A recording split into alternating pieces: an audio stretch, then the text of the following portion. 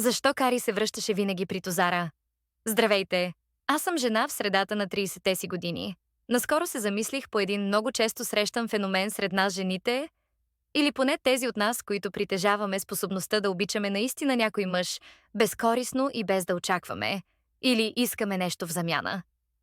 Помните ли сериала «Сексът и градът» и силното влечение на Кари към нейната голяма любов, Джон, Тозара, както и детайла, че тя винаги се връщаше при него, въпреки че я беше изоставял и наранявал многократно?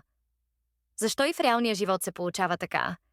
Кога ще се научим, че ако някой мъж ни е наранил силно, той задължително ще повтори изцепката си? Дори понякога в много по-засилен вариант. Защо понякога направо губим разума си и потъпкваме достойнството си, позволявайки на някой, който ни е наранил, да продължава да си играе с емоциите и чувствата ни? Жени, стегнете се и имайте гордост. Съществуват немалко мъже, които наистина заслужават обичта и уважението ви, които са мъже в истинския смисъл на тази дума, лоялни, откровени, отговорни и добри. Важното е единствено да имаме очи и усет за тях.